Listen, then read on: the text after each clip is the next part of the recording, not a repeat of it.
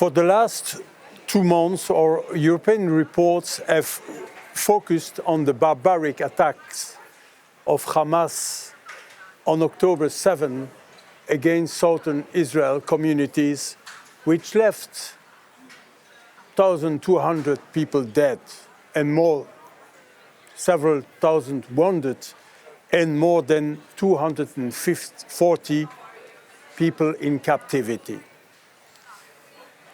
In today's program, we have one of the family members, Ido Shamriz. Is here to share with us firsthand what happened during this day, the 7th of October, and why also because his brother, 26-year-old brother, Alon, is still in captivity in the hands of a terrorist group in Gaza. He was kidnapped in the kibbutz Kfar Aza, and he is still there in captivity. Ido, you will be joined by Dutch member of the European Parliament, Bert-Jan Ruissen, who is also vice chairman of the European Parliament delegation for relations with Israel. Thank you for being here. And Tomas Sandell from European Coalition for Israel. My name is Yossi Lempkowicz from Europe-Israel Press Association and European Jewish Press. This is European Report. First with you, Ido. First, it's an honor to have you on this program, and thank you for joining us. Thank you for having me.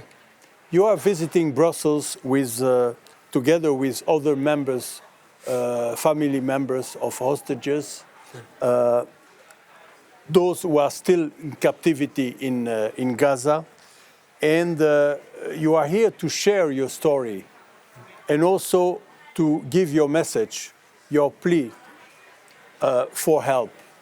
So please, we would like to have your story on this terrible day, which I called pogrom. The terrible day, probably the most terrible day for the Jewish people since the Holocaust. So how this day changed your life and of you and your entire family? Please. Well, first I have witnessed and experienced some of terrible things that will change my life forever. At the 7th of October, I played a role as a member of a civilian emergency squad of the kibbutz. Our purpose is to protect the kibbutz in extreme situations.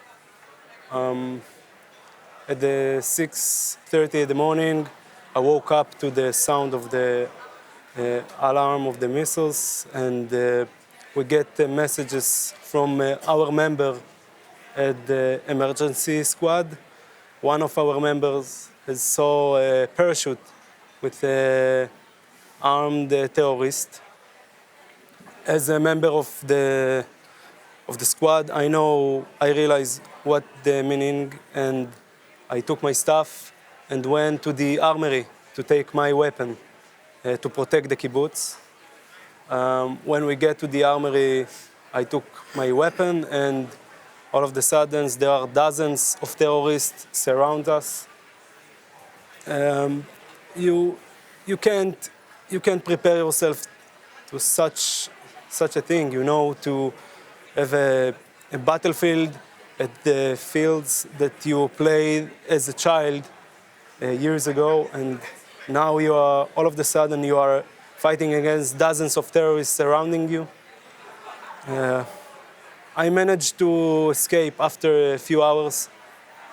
7 members of the squad were killed after 20 minutes, I think. Meanwhile, you get messages from all the people at the kibbutz that begging their life. every people in his house fighting against them, and they are calling for help, and nobody's there. All of the kibbutz waited to the army, and they didn't came for hours. I managed to escape with my best friend to my safe house, my home. My home is 200 meters from the armory. When I arrived my home, I saw my neighbor's door open. I realized what happened to them, to the parents. The parents are close friends of mine. They have 2 babies, twins, 10 months old. At the beginning, I didn't hear them, so I told my friend, what happened to them, And after a few minutes, I heard them crying, and they were crying like 12 hours, non-stop. I tried to talk with the IDF to rescue them first, and I put all the pressure that I can to rescue them. And after 12 hours, I managed to rescue them with the IDF soldiers.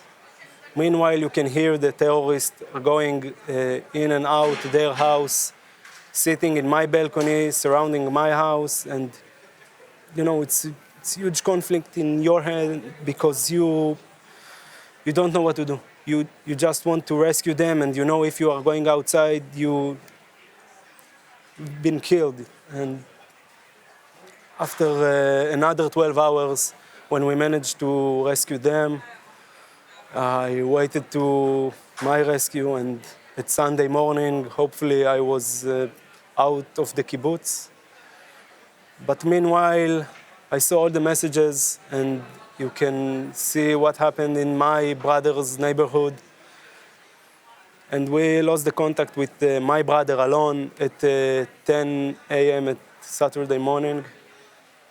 And I was grieving on Alon because I didn't have hope that he is alive, because I knew what happened there, and it was a long 10 days that we are waiting to identify his body. That's what I thought. And after 10 days, some officers from the IDF told us that he's probably kidnapped. After a few days, they told us he's 100% in Gaza. And it's absurd, but this is the good news, because you didn't hear the bad news. So my brother is there, and now I focus on release my brother.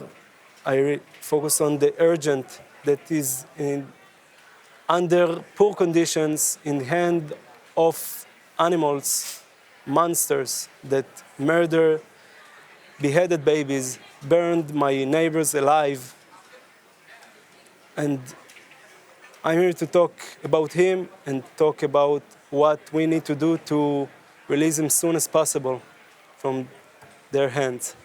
I heard he fought also against the terrorists. What I heard that he was also fighting the terrorists. Yeah, my brother was sitting quiet in his apartment, and he sent us that he's hearing the terrorists coming inside. When he heard them, he just sat there quietly. And since then, we never heard from him. Well, this is a very sad story, of course, and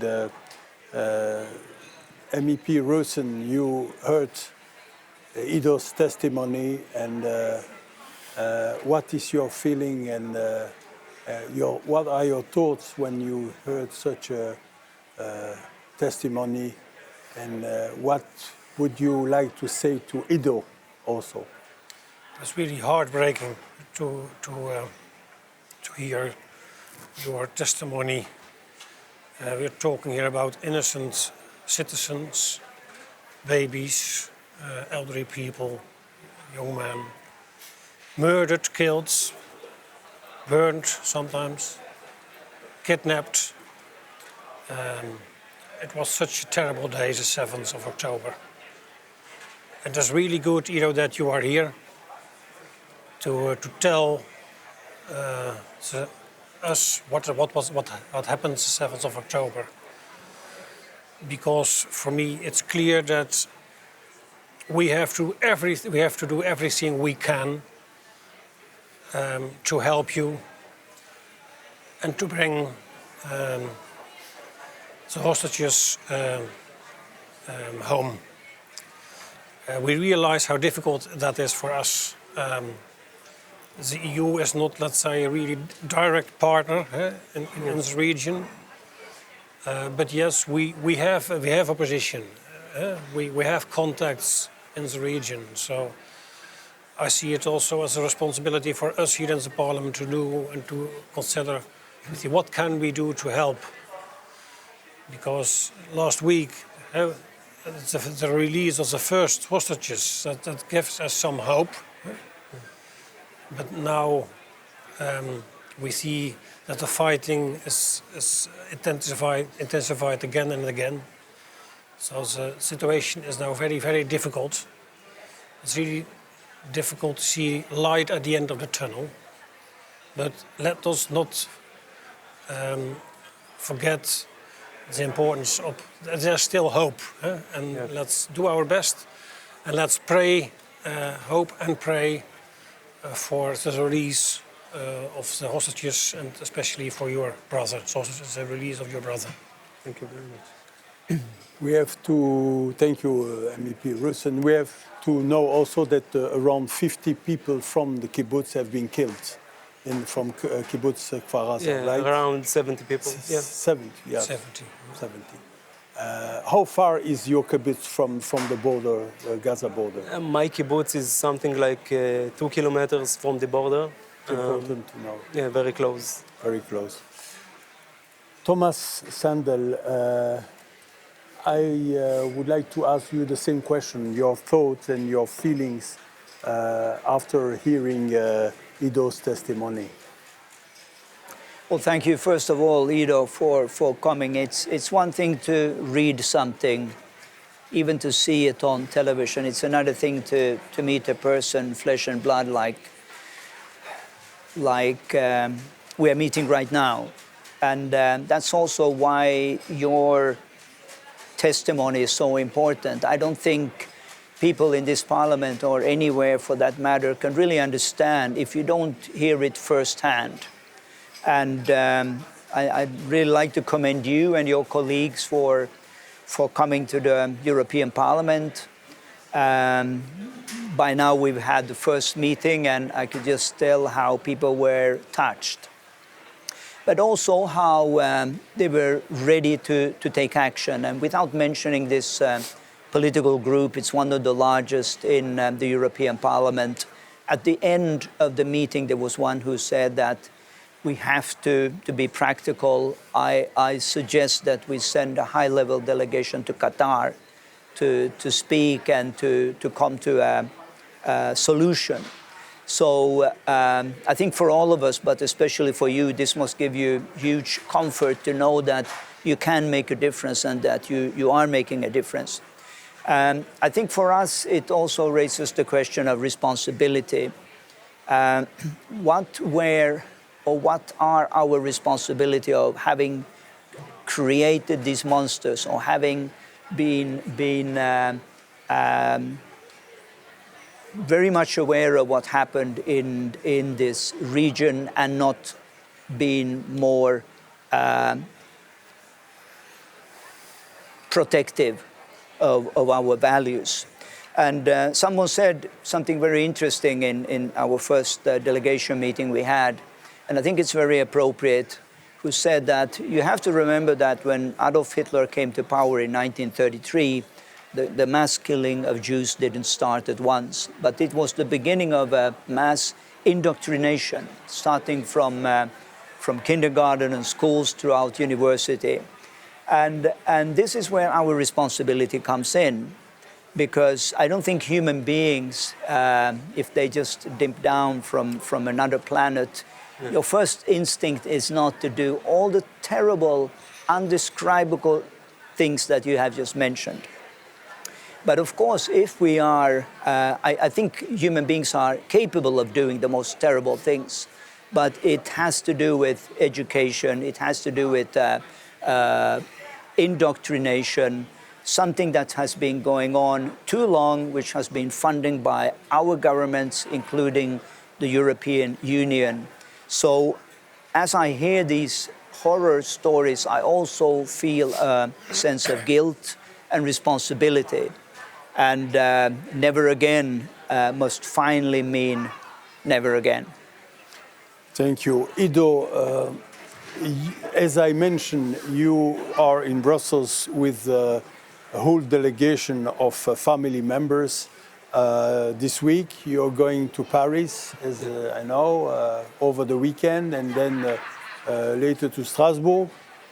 And here in Brussels, you will meet with influential European leaders, such as European Commission President Ursula von der Leyen. What is your message to these leaders? What must, according to you, the European Union do, because you are here? What must the European Union do to help release all remaining hostages? We have still 136 hostages in Gaza. So what is your message, your main message? Well, I want to reflect the urgent of releasing those hostages that are still there. We are hearing witness from people who were released that they are in poor conditions there, in the hands of animal monsters. And we witnessed what they can do for such a people. And my message is that this is time for actions, not for statements. And you need to use your influence, whatever it is, to put a pressure, leverage on the players who play the key role in this conflict. Of course, one of the countries are Qatar and Egypt. Use your influence to press them to release all our brothers, fathers, children that are still there. And you just mentioned the poor condition that all the remaining hostages are. Are you thinking that time is of essence? No, time is of essence. Yeah, time is it's a huge thing. You know, every minute feels like forever there, and I know that the EU doing, but we need you to doing more, to do it now. MEP Ruissen, you are, as mentioned, also Vice Chairman of the European Parliament Delegation for Relations with Israel. Do you think that we have seen all the statements of the EU these last weeks? Last week, the Israeli ambassador to the EU said he appreciated the EU stance since the beginning, especially there was an evolution of this stance, the position. Do you think that the EU is doing enough to find a solution to the hostage crisis, but also to help defeating Hamas, which are the two main goals of Israel today? Do you think that maybe more should be done? More should be done, that's clear, yeah. Generally speaking, I see indeed quite a lot of support for Israel. Also, when I see the what we mentioned in our resolution as Parliament, we clearly said we fully respect and underline the right of self-defense of Israel, and we fully condemn Hamas in our resolution. But we have to do more. That's clear for me. When it comes to when we are talking about the hostages, as Tomas already mentioned, I think indeed Qatar can play a crucial role in this respect. So I think we have to use more intensively our diplomatic contacts with Qatar. And I think we have also to put more pressure on the Palestinian Authority and on Hamas. Everybody is now talking about putting pressure on Israel and asking for a ceasefire. I understand that. But I think more pressure on Hamas is needed because they have to let them go home, the hostages. They are responsible for what happens on the 7th of October. And we have to realize that the EU is by far the biggest donator. We are supporting the Palestinian areas, Palestinian Authority. So I think we can use that position as EU to put pressure on Hamas and Abbas to take action and to release hostages. Tomas Sandell, you will be with Ido and the whole delegation through all the meetings they will have. You will accompany them and their meetings. What is your message to the European leaders? And do you think that something more should be done regarding the hostages, but also regarding the defeat of Hamas? Because these are the two main goals. If we start with what I believe is still the main goal, at least, which is very time sensitive, and that's to bring the hostages home. I have a long list, but it's very similar to your list, what the EU can do, even short term. And things, as you mentioned, time is of essence. Things need to happen. In a few weeks, we have the Christmas holiday. People take long breaks. We can't wait. That's why I appreciated this particular man, member of European Parliament, who said, listen, we have to go before Christmas to Qatar. The time to act is now. And one may ask the question, why is Qatar important? And we have to remember that the political leadership of Hamas, they live in luxury in Qatar. They've been allowed to live there all these years.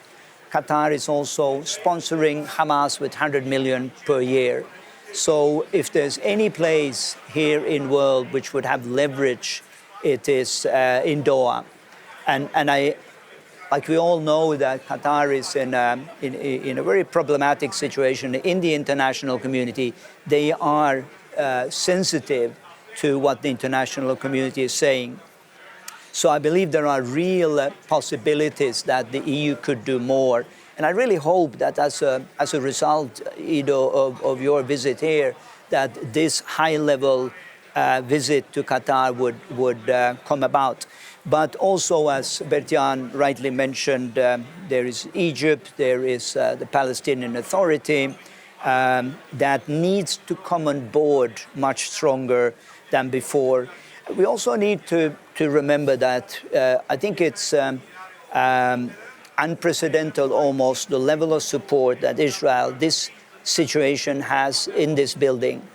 But we have to maintain that unity.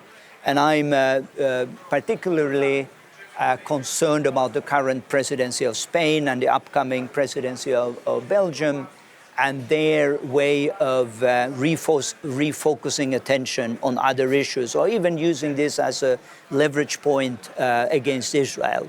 I think this is not the time to bring up new issues, but to focus, one, on bringing the hostages home. This is a matter for not only for the Jewish world, but for humanity.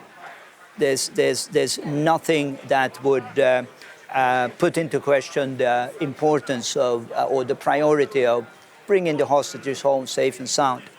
And then to dismantle Hamas. And I was, again, very encouraged to hear in one of the second largest group, if I may be more specific, Bert-Jan, in this parliament, that they repeated this objective of the European Union to say, listen, we have to dismantle Hamas, and we need to give also Israel the time needed to get the job done. But hope is not out, and I think this is very important. We have to keep our hope, and as you know, Ido and Yossi for that matter, the Jewish people are survivors. This is not the only tragedy that you have gone through in history, and you will come through this as well. But I think what I want to say, and I'm sure Bert-Jan will join me in this, those who are not of the Jewish community, you have to understand that we are one in this, and we won't sleep, we won't give up until all hostages are back. Thank you, Tomas. Ido, we want to give you the last words in today's program. What is your request to those who are watching us, watching this program? What can they do to help? There are many initiatives being taken to help the family of the hostages in the world. But what is your particular request to those people? Yeah, so like I said, use your influence, use your tools with your connection with those countries that are involved at this conflict, who play the key role at this conflict, to pressure and to put much more pressure now, especially to release our dears back home. And before you are going out your holiday, think about our loved ones. Just a minute a day. Imagine your children, your brother or your father is there, and try to think what you can do to release them. Just 1 minute a day. Thank you, Ido. This brings us to a close in today's program. I want to thank Ido Shamriz. Thank you for having me. MEP Ruissen and Tomas Sandell. My name is Yossi Lempkowicz, and you have watched the European Report. See you next month. Thank you.